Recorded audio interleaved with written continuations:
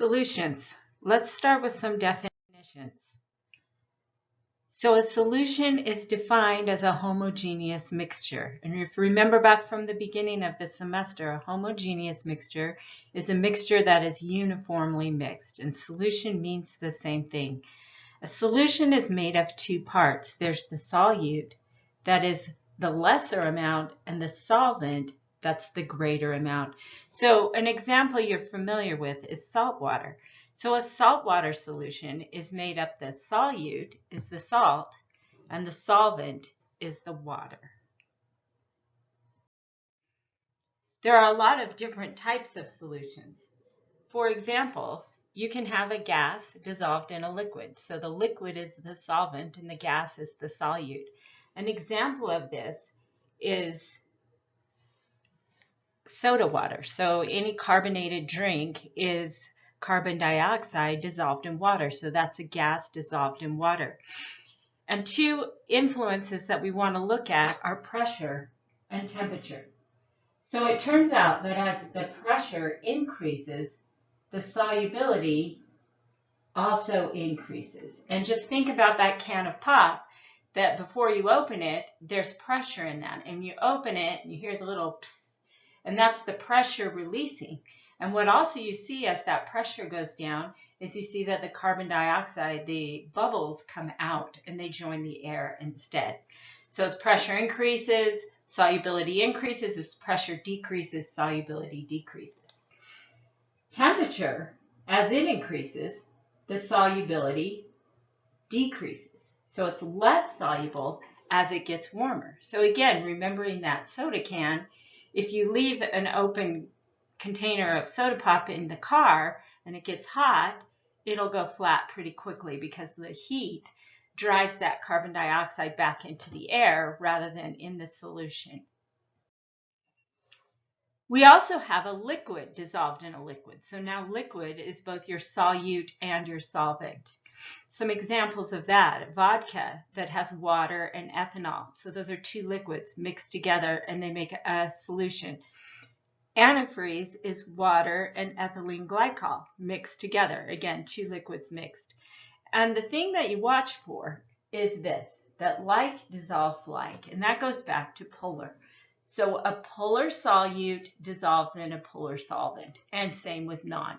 A non-polar solute dissolves in a non-polar solute. So remember that water is polar. So we have water, we have our hydrogens and our oxygens and the electrons on the oxygen. And remember that this is our negative end, this is our positive end. This is polar. And in addition to being polar, it has hydrogen bonding. And so water as a solvent will dissolve other things that are polar. And instead of saying soluble and insoluble, we'll have two more words to define here. We've got miscible, which basically means soluble, it forms a solution, and immiscible means they don't mix together or they don't form a solution. And examples here, water and hexane. So water is polar. Hexane, remember that's just carbon surrounded by hydrogens. It's symmetrical. So that is nonpolar. And they do not mix. And if you saw them together in a test tube, you'd see this dividing line. You see that right there that divides them. There's a layer of hexane on the top and a layer of water on the bottom, and they don't mix together. Whereas acetone is polar. So remember tone, O-N-E, that's a ketone. That's a carbon double bonded oxygen. That oxygen makes it polar. And so that is polar, and it will dissolve or it is miscible in water.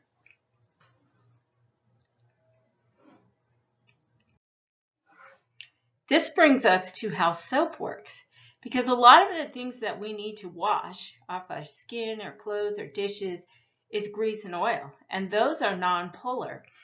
But water is our solvent, which is polar, and so if you've ever run water over a greasy pan, it just runs over it. It doesn't affect the grease. And so soap has a special property that it has a nonpolar tail and a polar head. So the nonpolar part is called hydrophobic. It doesn't like the water. And so it has this long portion of hydrocarbons. And so that region of it is nonpolar. And so it avoids the water, but it attracts the oil. And then hydrophilic means it likes the water. And that's what the polar end is. And you can see these oxygens and even a negative charge on it. So that's polar. And that will be attracted to the water. So what happens is that the grease gets attracted to these tails, and then the tails don't want to be anywhere near the water, so they form this little ball where the oil particle is inside, but the outside is surrounded by water, and so then that way the water is able to wash away the grease or the oil. Then we also have a solid dissolved in a liquid. And for solids dissolved in liquid, that goes back to the first example I gave of the salt dissolved in the water. So salt is the solid and it's the solute dissolved in the water. And we still have the like dissolves like rule, that water is polar, so polar solids will dissolve. And so salt is ionic, which is very polar. So ionic substances very often dissolve in water, but not always. And you got to remember those solubility rules. So ionic substances are guided by the solubility rules. And that there's a different way for dissolving ionic compounds than molecular compounds. So an ionic compound like salt or NaCl is made up of these negative ions, the chlorides, and these positive ions, the sodiums.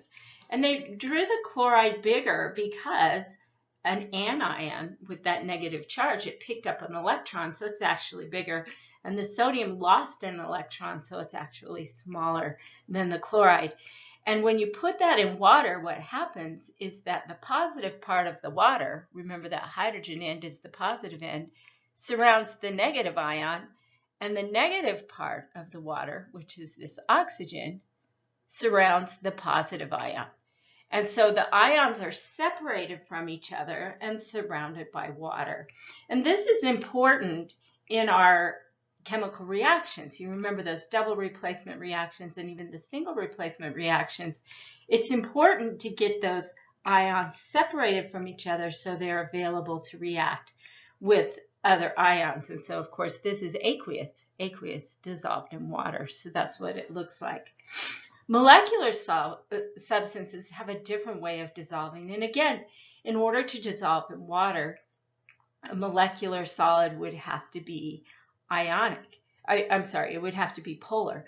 And so what happens, and here you can see an alcohol. So you got your carbon group here, and then you have your oxygen and hydrogen, and that's what makes it polar.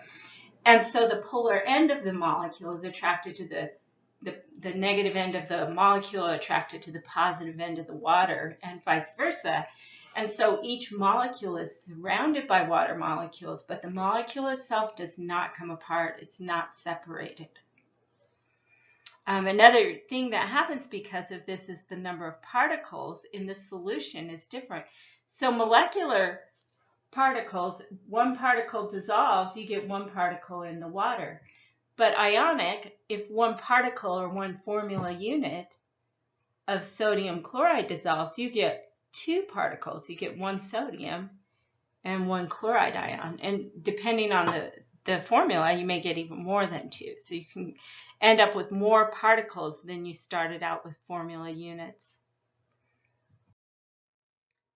Solid dissolved in liquid also is affected by temperature. Now, it's not affected by pressure because pressure is something that affects gases far more than it affects solids and liquids.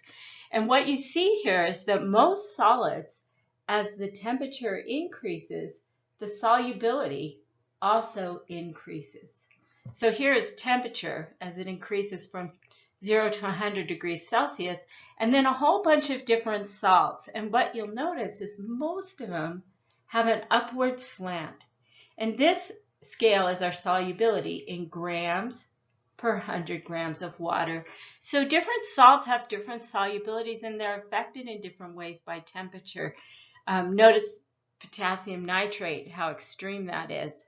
very affected by temperature, whereas sodium chloride, not so much. But both of them have that upward trend. Not all, but most of them increase solubility with increased temperature. There are also other types of solutions. The three we've talked about all have a liquid as a solvent, but you could have a gas or a solid as a solvent as well. So consider a gas and a gas. A good example of this is the air. Air is mostly nitrogen, about 80% nitrogen, and oxygen is about 20%, but not quite, because there's a few other things. All the rest of the gases make up about 1% of air. So it's a solution in nitrogen. And solids can be this solvent as well, and metal alloys are an example of this. And remember, with metal alloys, they can't be solid and make a solution, because when you mix two solids together, that's never homogeneous. So when a metal alloy is made, the metals have to be melted down till they're liquids and then mixed together. So they have to be uniformly mixed to be a solution. And so once they're uniformly mixed, they're cooled and resolidified, and there's a whole field of studying the different properties depending on how the metals are mixed, what metals are mixed, how they are solidified, and whether they're formed or pounded into a shape. So metal alloys are also solutions.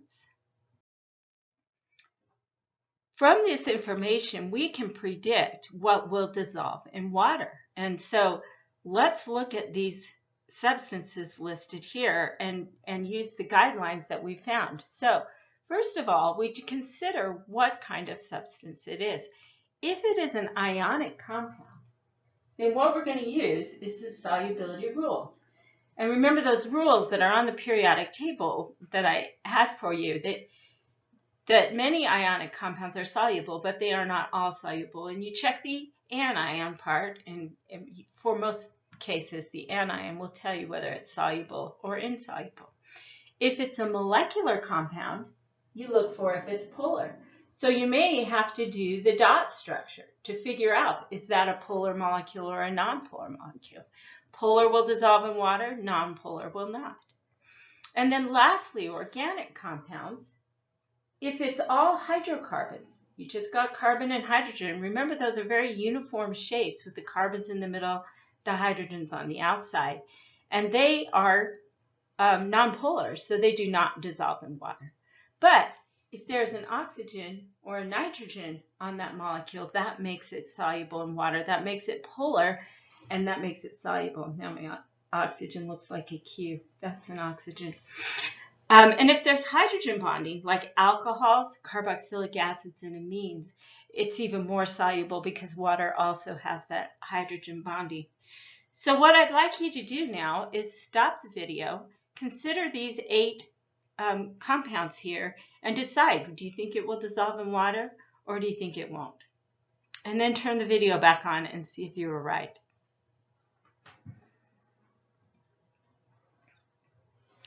So here is how you determine that. The first substance is ionic, calcium chloride. So you check your solubility rules.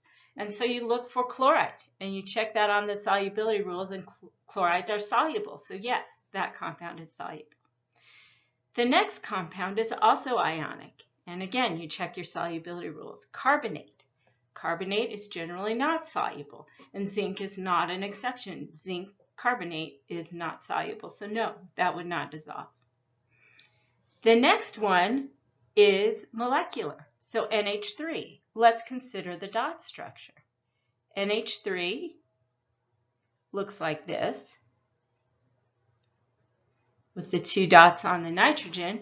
And so since it has those 2 dots, it's not symmetrical. That is a polar molecule. And so yes, it will dissolve in water. The next one, carbon dioxide, also molecular. Let's consider the dot structure. We have carbon double bonded to oxygen with the dots on the oxygen. So that one is symmetrical. That is nonpolar. So no, that will not dissolve in water. Now you may say, well, we just talked about it dissolved in water. That's what carbonated beverages are. So it will dissolve slightly, but not a whole lot will dissolve. And that's true of other molecules. Like another important one is oxygen. Oxygen is nonpolar, but a little bit will dissolve in water, and that is important to a lot of the aquatic life and fish. They need that oxygen that's dissolved in the water. The next one is a hydrocarbon. So nonpolar, and no, that will not dissolve in the water. And then the last one, it's got the OH, so that makes it an alcohol. So yes, polar hydrogen bonding. So yes, that will dissolve in water. A couple more terms to consider. And these are related to how you measure concentration. And this is a relative measure, not a numerical measure, but saturated, unsaturated, and supersaturated. And so a saturated solution is what it sounds like it is. It's full. And so that means the maximum amount of the solid at that given temperature is dissolved. So what that amount is different for every solution and every temperature. An unsaturated solution has less than that. So if you go back to our example of putting salt in water, you put a little salt and stir it in. That's an unsaturated solution. You've dissolved some, but you could dissolve more. And as you add more salt and keep stirring, eventually it won't dissolve anymore. And so as you add more salt, it just stays solid, swirls around, and then settles to the bottom. So that would be a saturated solution with extra solid in it. And then under certain conditions, it's possible to exceed that amount of saturated, which sounds impossible, but it is possible, and that's called a supersaturated solution. So what happens with the supersaturated solution, it usually happens based on temperature. So if you've ever made crystals, you've probably gone through this process, how you put something in the water and then you heat it up. So when it's hotter, more will dissolve, and then you cool it down. But as you cool it down, you put something in for the crystals to form. So the idea is, as it cools, the solid will come out of solution and form crystals, and it will be solid again. However, if there's nothing in there for it to crystallize on, it may not form. So sometimes it will anyway, but sometimes you need that seed crystal or that string or whatever it is, a surface for the crystals to form on. And if it's not there, it'll cool down and it wants to come out of solution, but it can't because there's no way for the crystals to form. And then the slightest disturbance can change that, and then you'll have the crystals. An example of this is honey. It's a supersaturated solution of sugar, and if that gets disrupted in some way or a little seed crystal gets in there, then you know what will happen. Your honey will all crystallize, and that's the sugar coming out of solution. Sodium acetate is a great example, and there's a lot of fun examples on YouTube if you want to look for some things to try and make your own supersaturated solution, or just watch some of them on the internet. They're very pretty, especially that sodium acetate's really fun to do. So the PowerPoint in the learning module has some of those examples, and I'll leave it to you to look up others if you want to.